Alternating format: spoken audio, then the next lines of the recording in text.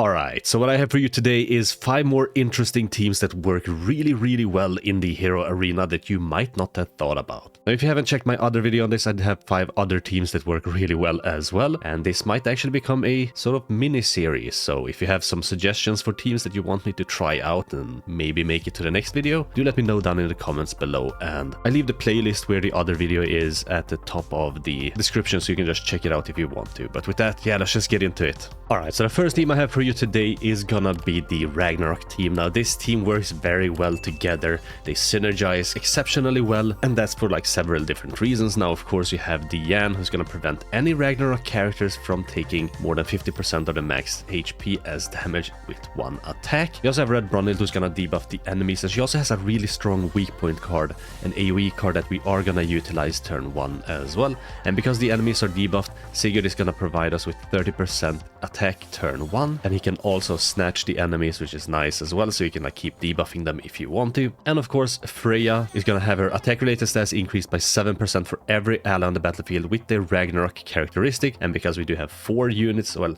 I'm pretty sure she also counts for this, but because we have 4 units, that's gonna be up to 28%. If she doesn't count, that's 21% attack related stats, which is still a lot. And because we're debuffing the enemies, she's gonna have our allies pierce rate increased by 4% for every debuff applied to the enemies, up to 5 times, up to 20%, which is gonna be turn 1 because Brunhild applies 2 debuffs. Now the attacks you want to do, as you probably already seen in the background footage, it's just 2 AoE attacks and 1 single target attack. You'll be able to kill 2, 3 or all the enemies really easily, really quickly. This team is super strong. Now the gear you want on them, I would honestly suggest like HP defense on Diane, maybe HP defense on Sigurd as well, and attack crit on the other 2, because those other 2 are gonna be your strongest units. But if you have like an attack crit set on Sigurd, then of course I was just going attack crit on Sigurd. Now Diane, because you kind of want her to survive, to provide you with that like damage reduction. Well, it's not really damage reduction, but it's a damage cap of 50%. I would put Red Tarmiel on her, and Freya, she has kind of nice crit chance, so Red Sariel on her, Mael on Brunhild, and then I just put Ludo Margaret on Sigurd. In case the enemies buff up, then Sigurd can deal just a little bit more damage. The card set, of course, for all of these teams, I just auto set to HP. I'm not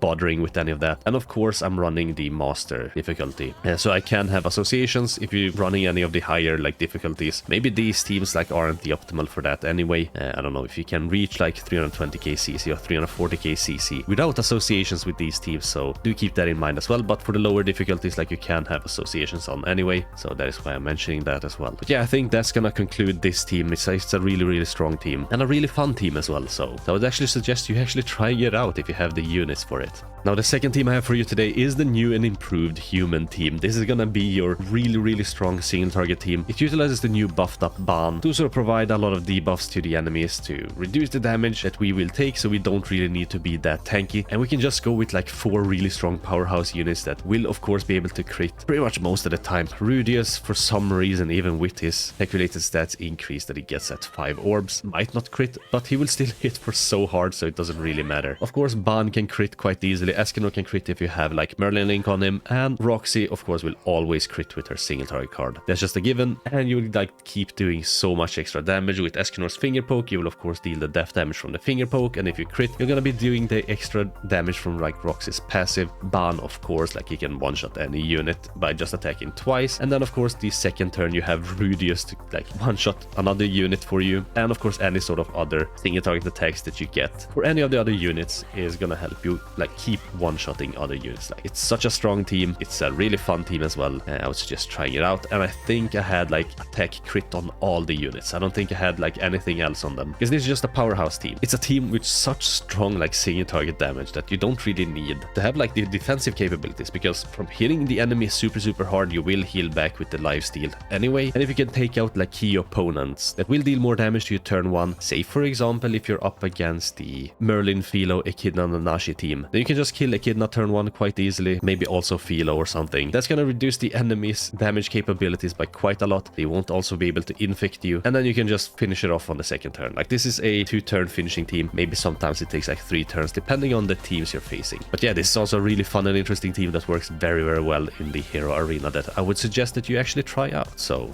yeah, Alright, so now we're on the third team. Now, if your human team was the single target focus team, the 7 Catastrophe team is gonna focus on dealing as much AoE damage as possible and pretty much one-shotting most teams with just 3 AoE attacks. Now that's because these units have quite a lot of AoE. They have a lot of like synergy with like AoE damage. For instance, Christmas Lilia's passive is gonna increase all our allies' damage dealt by 7% of her own max HP, so you do kind of want to run HP crit on her, or HP defense I guess would work out as well, just to increase her HP as much as possible. Everyone else apart from maybe Eastin can run a crit, and I think that would be fine, just so you can, you know, deal a little bit more damage. Now if you do have Awakened Mono's Holy Relic, that is of course gonna increase your AoE damage by 5% for each 7 Catastrophe ally on the battlefield, which is 4 7 Catastrophe allies, so that is up to 20% AoE damage increase for each of your units. Eastin of course might not even be necessary, like she's gonna increase our basic stats by just a little bit, and she is the most replaceable, so if you want to replace her with someone else, that is totally fine, especially for this team that is such a powerhouse team with the AoE damage that can pretty much one-shot quite a lot of teams, or most like units it's gonna be able to one-shot anyway. So having her passive like remove alt gauge orbs at the end of turn when you kill a unit doesn't really matter when you kill all the enemies anyway, so I feel like she is the most replaceable. All the other 3 units, like you kind of want to use them, especially Roxy, who's gonna have her attack related stats increased by 15% for each human ally other than herself participating in battle, so she's gonna get up to 45% attack related stats, which is crazy. She's gonna hit super hard.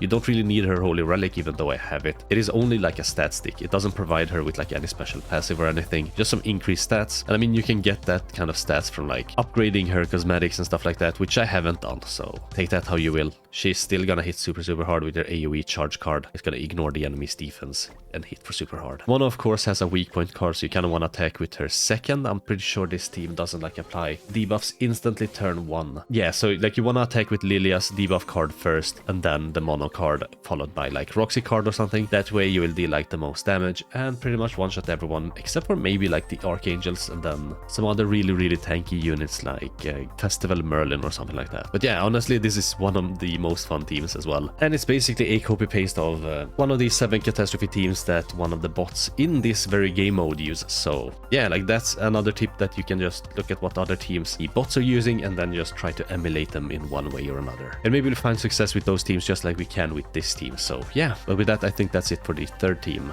Now the fourth team I have for you today is gonna be a Amplify based team. Now this team utilizes Sigurd and Meliodas to deal like single target Amplify damage. It utilizes Nanashi to provide us with 3 buffs if you have his Holy Relic, 2 buffs if you don't, and of course Mono is gonna be able to debuff the enemies with minus 30% crit resistance and crit defense, so we will be able to crit a lot easier and crit for harder. Now because she debuffs the enemy, Sigurd will provide us with 3 additional buffs, increasing our attack by 10% per buff, and of course turn 1 that is gonna be 6 buffs. Now turn 1 I would suggest just using Sigurd's AoE attack, that is gonna give him 1 additional buff because of the snatch. Then you use Sigurd's single target attack to kill 1 unit with his Amplify card, that is gonna give melee an additional buff, and then you use melee to kill the enemy's strongest units, that is gonna give him 1 additional buff before he actually uses the card, and he will be able to pretty much kill any unit turn 1. Now if you don't get lucky card draws turn 2, you do still have Mono's weak point single target card, you have her AoE card, and you also have Melly's Pierce AoE card, so you can still deal quite a lot of damage. And if you do need to heal back, all of these units except for maybe Nanashi can deal quite a lot of damage, so you will be able to heal back that way. Additionally, Nanashi will of course provide you with like increased defense and stuff like that, so you will take less damage if you have his Holy Relic. The gear I would suggest you have on them is attack crit on everyone except for Nanashi, because Nanashi doesn't really do that much damage, even though he does have an Amplify card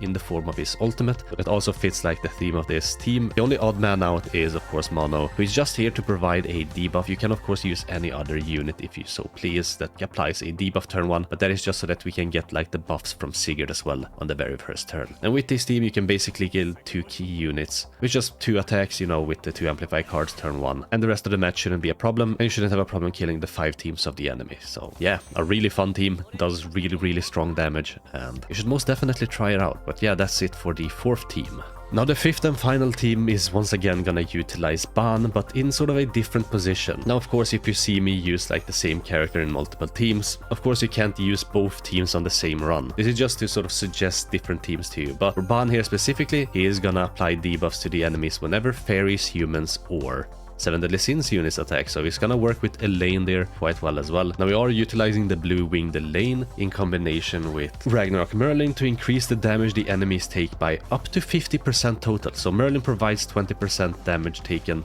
and Elaine provides 30% damage taken when enemies are applied with a shock debuff, which they always will because of Elaine's passive, or, you know, Merlin's regular attack. I guess that would work as well. Now in the video I pretty much probably used the wrong attack moves. I think the best move to use is the blue buff card with Elaine, then a king single target poison card followed by the AoE weak point card that is gonna apply bleed if you have his holy relic. All the enemies will also be applied with shock and one of the enemies will be applied with poison.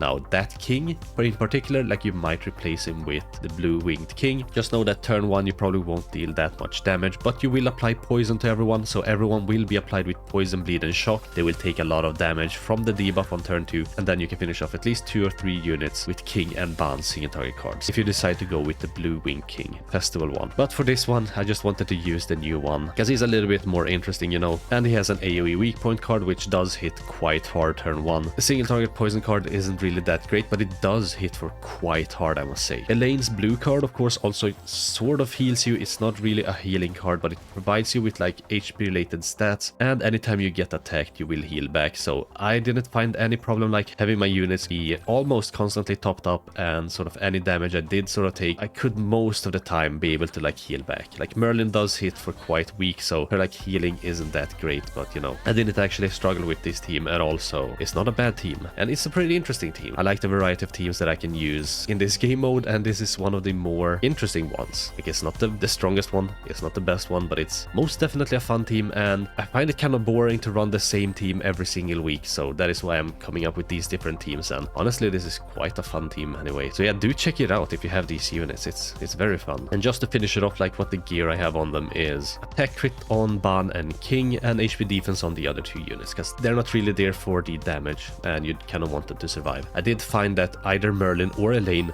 were the ones who were targeted the most. Yeah, take that how you will. I think that is mainly because the other 2 units are able to heal back a little bit more, and you also use their attacks as like your second turn attacks. That leaves Elaine and or Merlin with less HP, and they will sort of be focus targeted by the enemy, which shouldn't be a problem because Elaine's buff card does last for 2 turns, I believe, or was it 3 turns? I think it's 2 turns. But anyway, I think that's gonna be it for this video. I hope you found these teams interesting. Do let me know down in the comments below if you have some like team suggestions you want me to try out and maybe use in a future video, and also let me know if you found any of these teams helpful or whatever. But yeah, with that I think that's gonna be it for me. Thanks for watching, hope you have a most wonderful rest of your day, and yeah, I guess I'll catch you next one. Bye.